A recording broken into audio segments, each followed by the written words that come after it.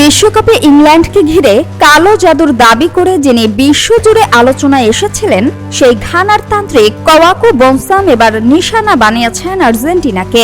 শেষ ৩২-এর গুরুত্বপূর্ণ ম্যাচের আগে তার বিস্ফোরক ভবিষ্যৎবাণী ঘিরে নতুন করে শুরু হয়েছে তুমুল আলোচনা।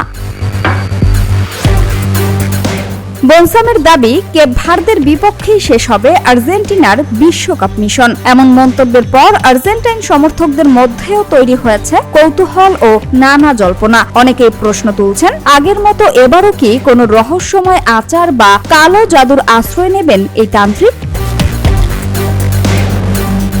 এর আগে ইংল্যান্ড ঘানা ম্যাচে গ্যালারিতে সাদা পাউডার ছিটিয়ে আলোচনায় আসেন বনসাম।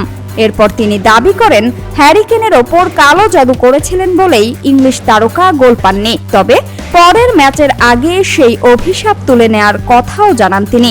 কাকতালীয়ভাবে পানামার বিপক্ষে গোলও করেন কেন, যা নিয়ে নতুন করে আলোচনায় আসে বনসামের নাম।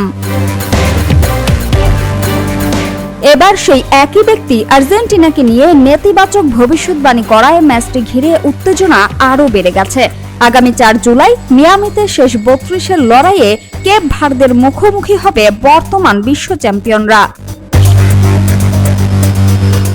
অন্যদিকে বিশ্বকাপে চমক দেখিয়ে নকআউটে জায়গা করে নিয়েছে কেপ ভার্দে। স্পেন ও সৌদি আরবকে গোলশূন্য ড্রয়ে আটকে দেওয়ার পাশাপাশি উরুগুয়ের বিপক্ষেও লড়াকু পারফরমেন্স দেখিয়েছে আফ্রিকার দলটি। তাই মাঠের লড়াইয়ের আগেই তান্ত্রিকের এই মন্তব্য ম্যাচটিকে ঘিরে রহস্য তৈরি করেছে।